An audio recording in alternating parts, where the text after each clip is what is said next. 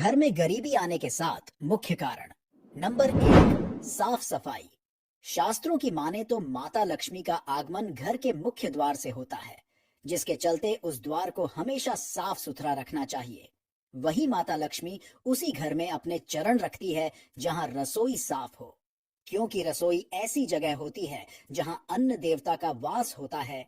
रसोई को गंदा रखना माता लक्ष्मी के अपमान के बराबर होता है। नंबर 2, परिवार में अभद्र शब्दों का प्रयोग। पति और पत्नी परिवार रूपी गाड़ी के दो पहिए होते हैं, जिन्हें जिंदगी भर आपसी संतुलन बनाते हुए जीवन को आगे बढ़ाना होता है। ऐसे में जिन घरों में रोज पति पत्नी के बीच झगड़ा होता है, एक दूसरे के लिए अपमानजनक शब्दों का इस्तेमाल होता है, ऐसे घर में दरिद्रता का वास हो जाता है। वहीं लक्ष्मी ऐसे घरों में कभी निवास नहीं करती, जहां परिवार के लोग एक दूसरे से लड़ते रहते हैं। ऐसे में अगर आप माँ लक्ष्मी को प्रसन्न रखना चाहते हैं, तो घर में भूलकर भी किसी के प्रति अपमानजनक शब्दों का प्रयोग ना करें। नंबर 3, उधारी का लेन देन। जरूरत पड़ने पर अपने सगे साथी, रिश्तेदार या परिवार के सदस्यों की मदद करना अच्छी बात है, लेकिन उधारी देना या लेना कई बार आपके लिए मुसीबत खड़ी कर देता है। शुक्रवार के दिन किसी को उधारी देना या लेना बहुत अशुभ माना जाता है। कहा जाता है कि शुक्रवार के दिन उधार दिया गया पैसा जल्दी वापस नहीं मिलता है, और अगर आप इस दिन किसी से पैसे उधार लेते हैं तो आपको चुकाने के लिए कई समस्याओं का सामना करना पड़ता है। नंबर 4, औरतों का अपमान। जिस घर में औरतों का अपमान होता है या उनके साथ मारपीट की जाती है, उनके घर में कभी भी माँ लक्ष्मी का वास नहीं होता।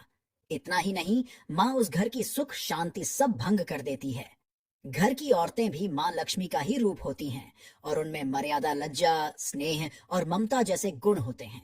इसीलिए स्त्रियों का खास तौर पर सम्मान करना चाहिए। स्त्रियों का सम्मान करने वाला व्यक्ति जीवन में कभी भी परेशान नहीं होता, और ऐसे व्यक्ति के परिवार पर माँ लक्ष्मी की कृपा सदैव बनी रहती है। नंबर 5, गलत समय पर झाड़ू लगाना। मान्यताओं के अनुसार घर में सूर्यास्त के बाद झाड़ू या पोछा नहीं लगाना चाहिए।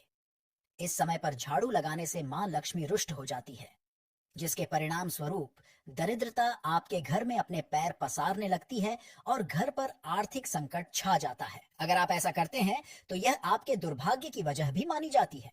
अगर किन्हीं कारणों की वजह से सूर्यास्त के बाद झाड़ू लगानी भी पड़ रही है, तो घर की गंदगी को घर के अंदर ही रखें।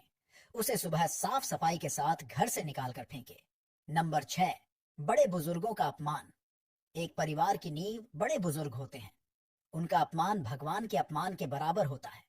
तो सोचने वाली बात है कि आखिर क्यों माता लक्ष्मी ऐसे घर में आएंगी जहां भगवान का अपमान हो रहा हो। ऐसे घरों को तो माता लक्ष्मी का आशीर्वाद भी नहीं मिलता। इसीलिए कहा जाता है कि अपने बड़े बुजुर्गों का भूल कर भी अपमान ना करें। जहां तक हो सके उनकी सेवा करनी चाहिए।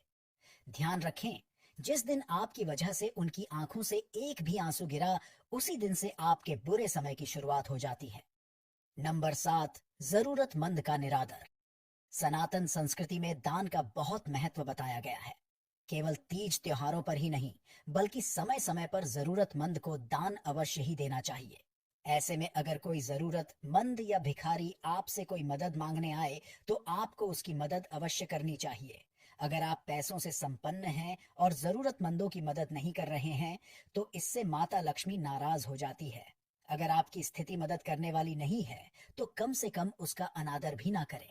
किसी जरूरतमंद के साथ दुर्व्यवहार करने से ईश्वर आपसे रुष्ट हो जाते हैं, और महालक्ष्मी भी ऐसे घमंडी लोगों का घर छोड़ करके चली जाती है।